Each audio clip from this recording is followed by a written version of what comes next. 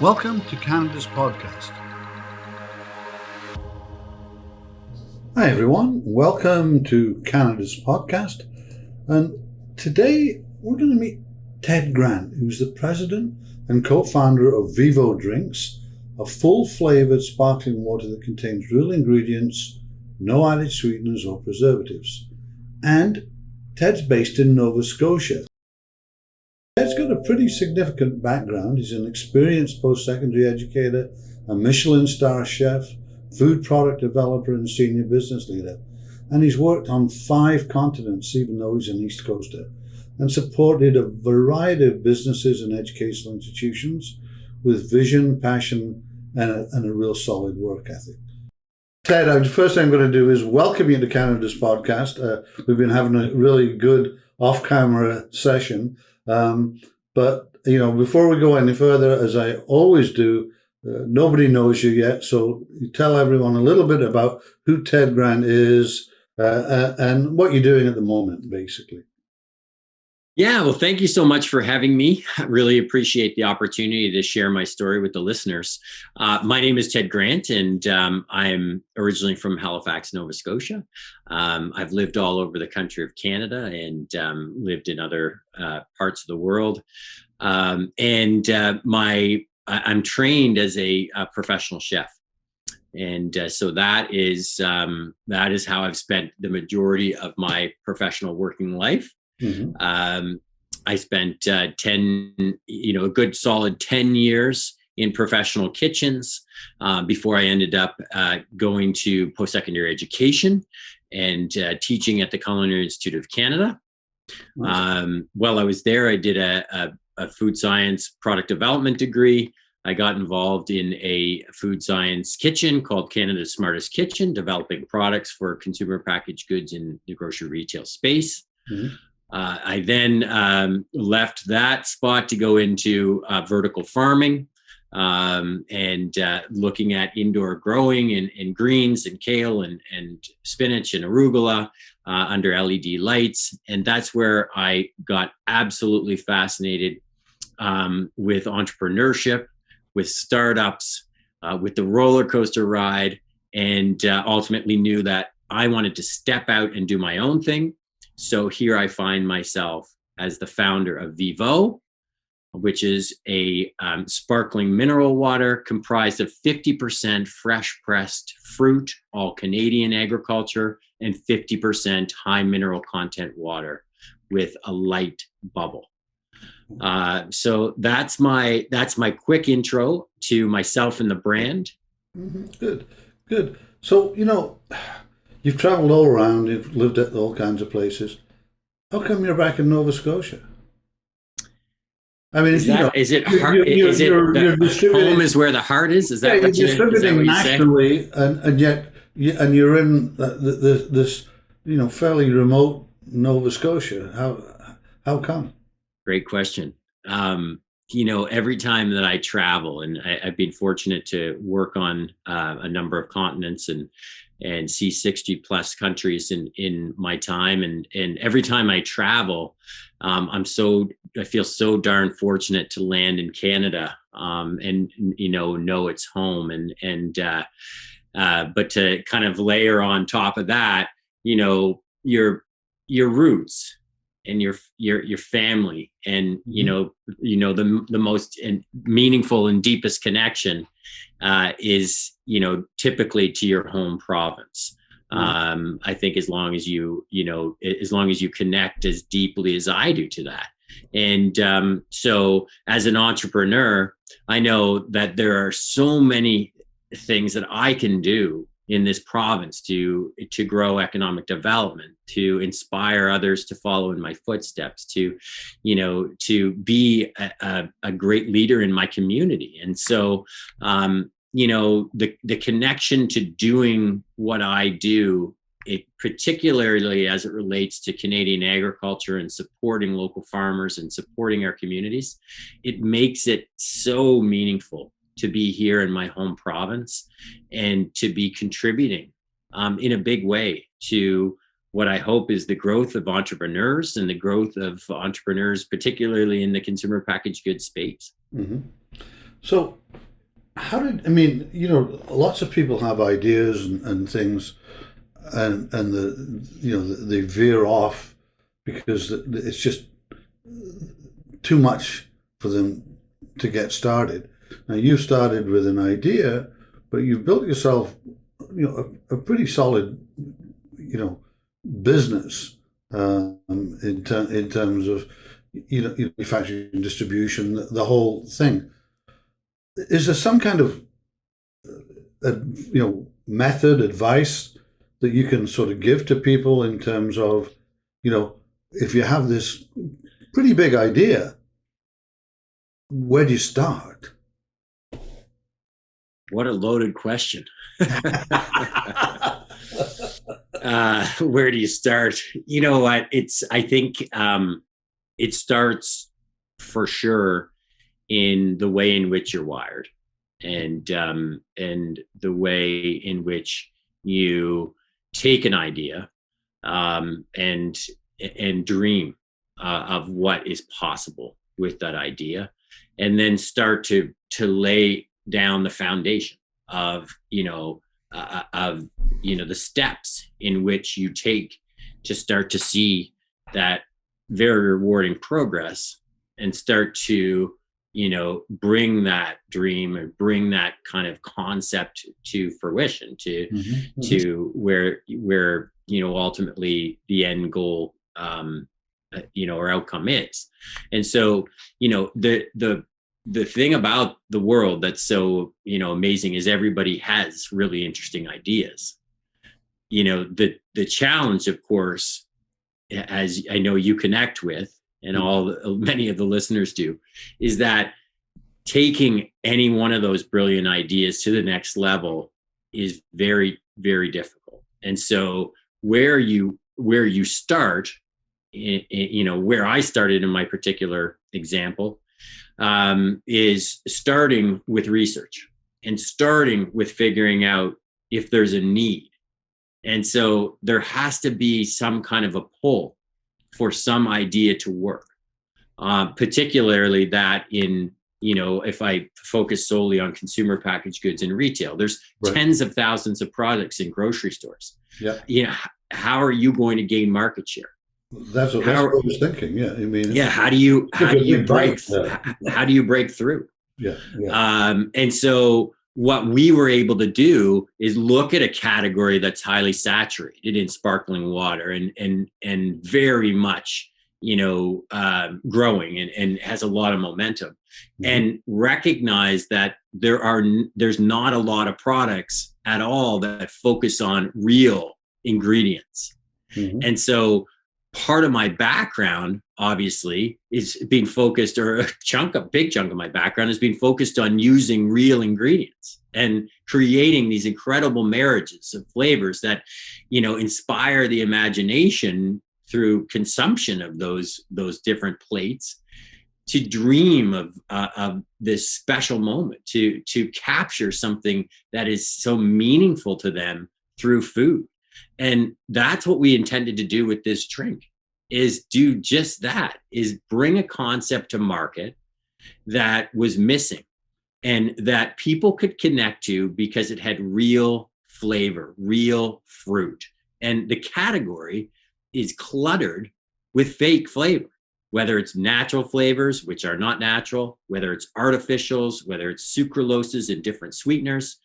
We're just bringing to you the most simple ingredients, but we're doing it in a way that's very, very special, because we're capturing the essence of that fruit flavor and also allowing you to have a connection to where it all comes from. Yeah. And that's what makes this journey special for me. Is, and going back, sorry, to answer your question, it's about defining a category, doing your research, and then what about the mechanics of it, getting the funding to actually, you did your research, which I would expect you to do.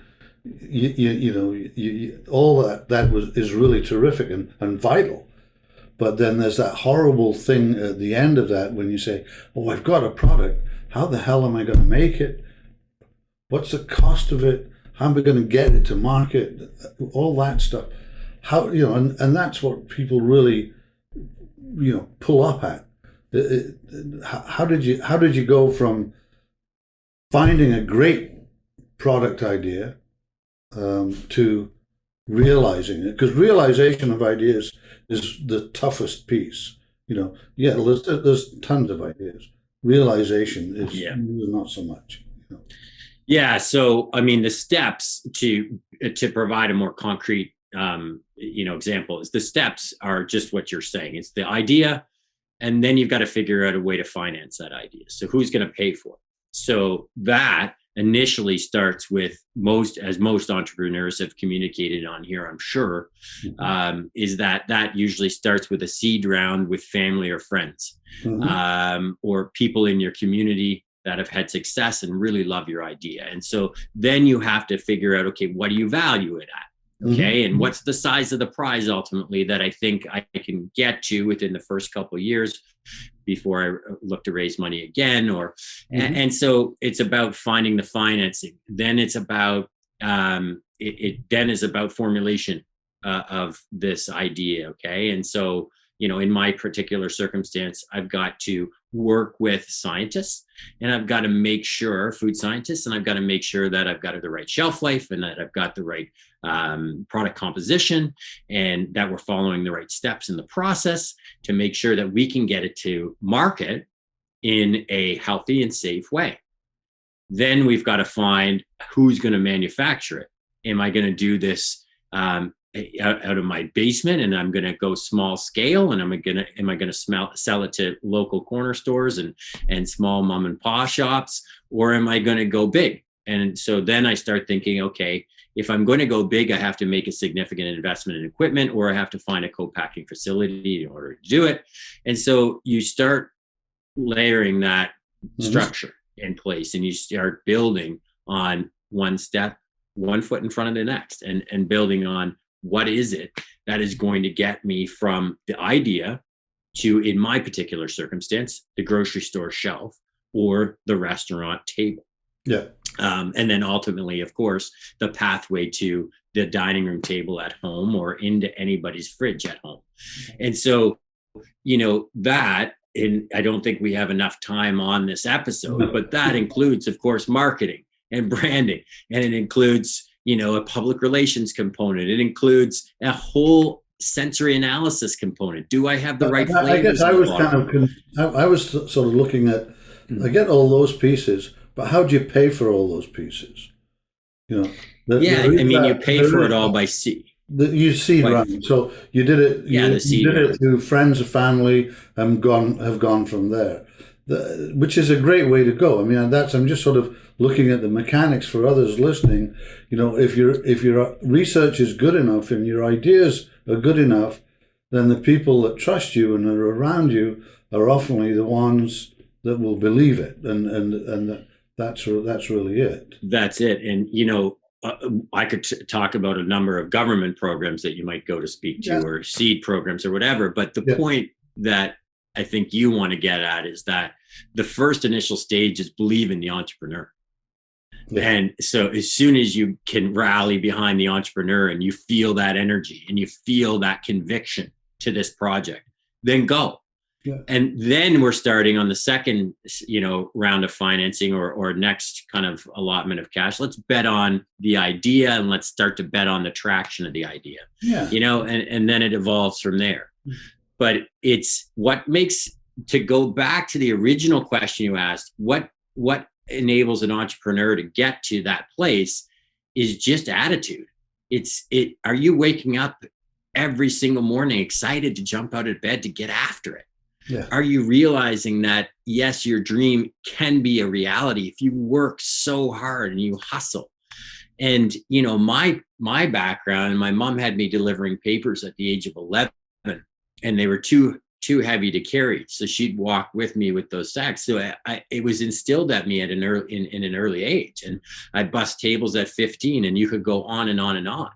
And so it takes a devoted work ethic, and it takes, though, a mentality of, look, I am going to overcome anything that's thrown my way. And a lot of that's actually learned, because we talk about this roller coaster ride, but it's actually through mentorship and guidance and through experience, you recognize that the roller coaster actually can flatten out if you enable it to up here.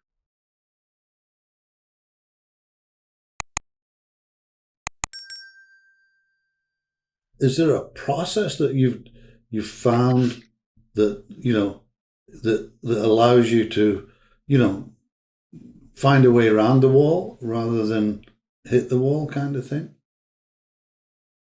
It's a solutions driven mentality, and that's easier said than done. At first I used to pace around until I came up with the solution, but now we've evolved to having an incredible team. It starts with usually an idea or a couple of co-founders, and now we've got an incredible team who's been there and done that in the space. And so we come up against these roadblocks and we work through them collaboratively.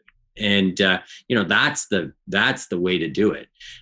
You can't, ego gets you nowhere, and you've got to just be an incredible listener. And part of what's made Vivo so successful is just guiding the process with our ear and learning from those around us. And so, nothing is too difficult to overcome, and everything we will find a path.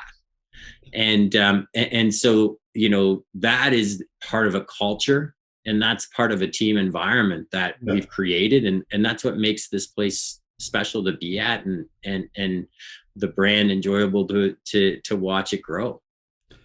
You talked about mentorship, which has always been important to me. What's the best piece of advice you've received that you keep on using? It keeps coming up. Tough question. I mean, it changes as you grow as an entrepreneur, because it's and the challenges become more complex. Mm-hmm. But I think the absolute best piece of advice was, I kind of alluded to it a minute ago, but it's just stay steady, Eddie, stay flat. Mm-hmm. You're going to have these moments that you've never had in your professional life, these highs that will blow anything away that's ever happened to you from working for someone else or being part of somebody else's project. Mm-hmm. You're going to have these lows where you feel like it's just falling apart, and that you can't get ahead and you can't win. But if you keep her steady, and that this is going to happen and this is going to happen. And this all sounded like, oh gosh, this is just someone, it's lip service. This is someone trying to tell me, oh, that's the way to do it. Well, how do you do it? Mm-hmm. And it just happens. Like, it just evolves, where I don't wake up at 2 a.m. anymore to think about or sweat about, a current problem. I know I can't do anything about it at 2:00. So I just go right back to sleep. And so it's just training. And it's not as if you have to meditate and go into this formal program of, this is how I get from here to here.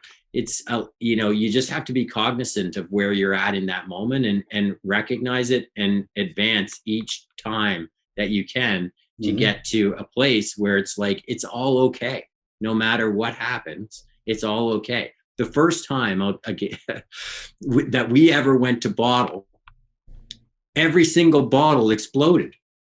Oh, gosh. They couldn't handle the pressure of the CO2. Yeah. Every bottle exploded.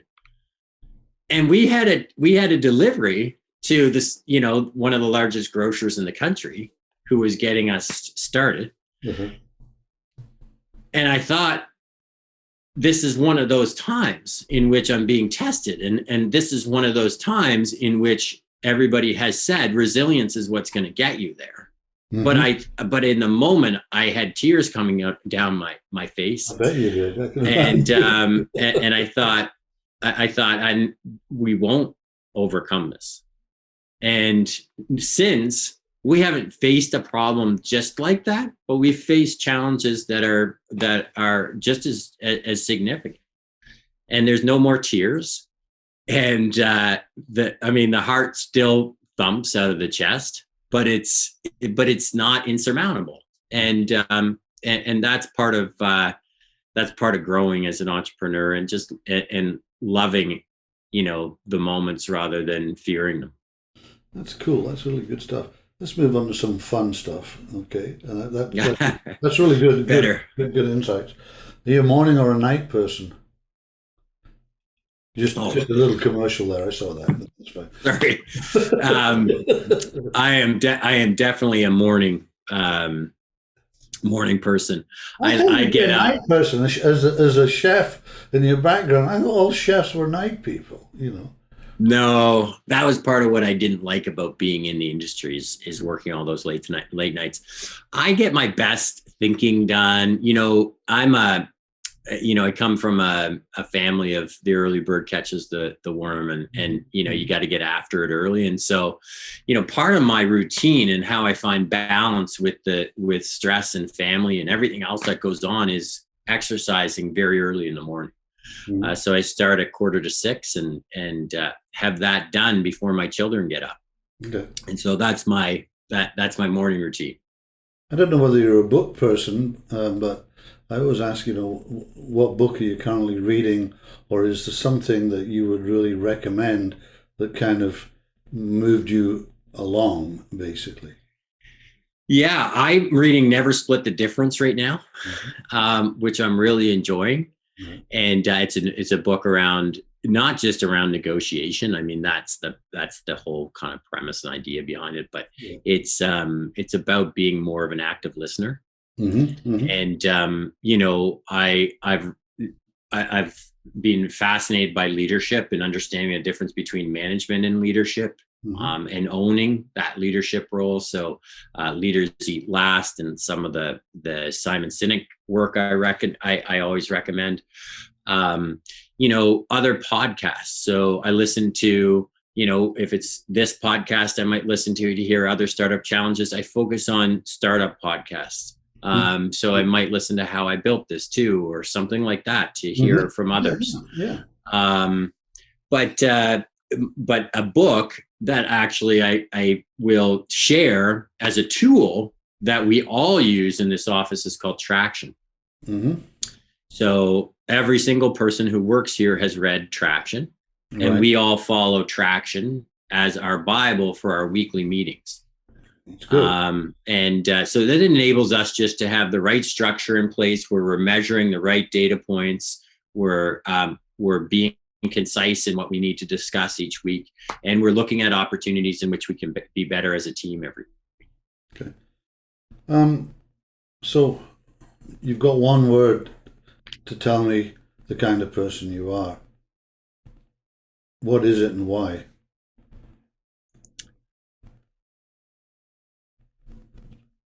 Caring. Yeah. Even on the business side as well? Yeah. I'm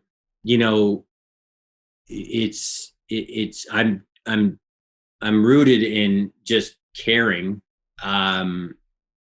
about, community and people. And,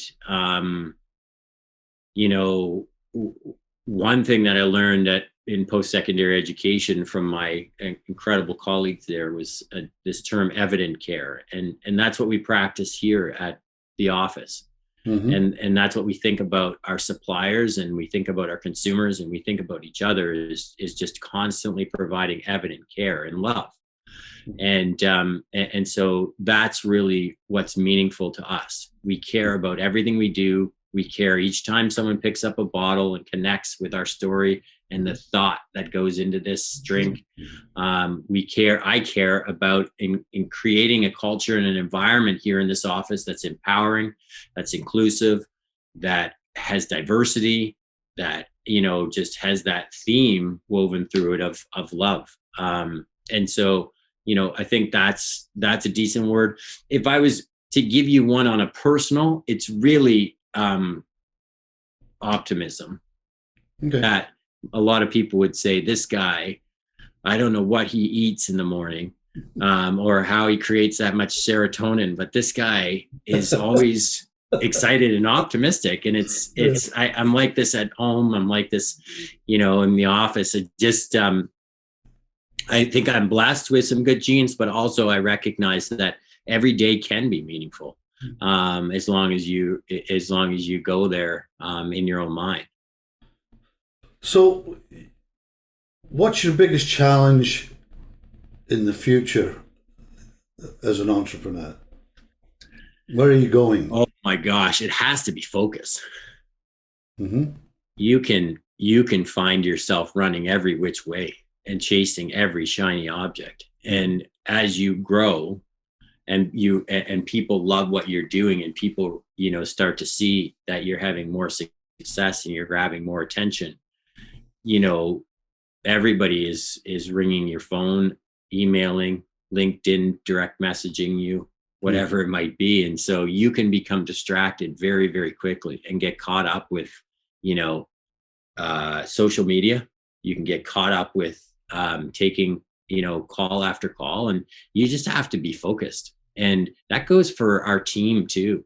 Often, it might be in our traction meeting that someone says, hey, you know what, this is an opportunity for us to be better. It's more, we need more time to ourselves to focus, and we've got to stop distracting each other and calling each other every time we have something to talk about, or whatever it might be, or stop introducing every single person you meet on the street who loves Vivo and has an idea for it to the brand manager or to the sales guy. Like, it's a responsibility of all of us to keep each other focused. And this team benefits sometimes from me being out of the office, because then all the wacky ideas aren't coming out, every 10 minutes. And so, and I focus my energy on trying to limit the exposure to everybody on all my crazy ideas. But it really is about focus. Distraction is so easy, hard. And I think in the current environment, it's become a lot harder. It's actually because you're at your desk, but your desk is alive all the time with this kind of thing. It's a tough one. You couldn't be more accurate. And the way in which you build your business is just focusing on what's important. What are your priorities? And yes, you want to do all of the right things for your community, and you want to be a great mentor, and you want to sit on volunteer boards, and you want to do all these things. But, there's a time and a place that's right for each one of those. And, it's just, you got to find balance, and balance it enables you to stay focused. So what's keeping you up at night?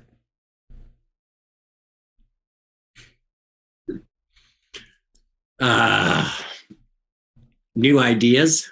Yeah. Which I have to write down sometimes, or I just say, stop it. Stop thinking about that. Get it out of your mind right now. Or you know what I do? I actually, talk my ideas in sometimes when I think they're good enough, so I can listen back to them myself. And it's actually a great editor, because you just go, don't be so stupid. Yeah. Most of them are garbage, Yeah, exactly. Exactly. I what keeps me up at night is like any entrepreneur. I mean, you wonder sometimes, will you make it? And will your shareholders and your family and everybody who's involved in this project be proud? And will you, are you going to get to the finish line? And are your intentions right? Whether it's you set your intentions for the next day or for the week or for the month or whatever. And so, there are hard times, like trying to take a brand across the country in the middle of a pandemic. That's the tough one. And so, we've got a brand that you have to try to know how good it is, and you can't sample it. So that's, how do you pivot to get it to people's lips without them sampling it in a pandemic? And so that stuff can keep you up at night. But I try to focus on that stuff more through the day than getting bombarded with it at night. Ted, that was a super discussion. Thank you very much. It was really, really, really enjoyable. Lots of people listen, view this, and you spark questions. So, how can people get a hold of you if they've got something to talk to you about after this? Look, they can look me up on LinkedIn. They can give me a call. They can email me. They can just go to our site and find our contact information at drinkvivo.com. When time allows, as I said, as it relates to care, I'm here to help and here to support people in their journey too. Okay. Thanks, Ted, very much for coming on Canada's podcast. Really appreciate it. Yeah, thank you so much. Really appreciate the opportunity too.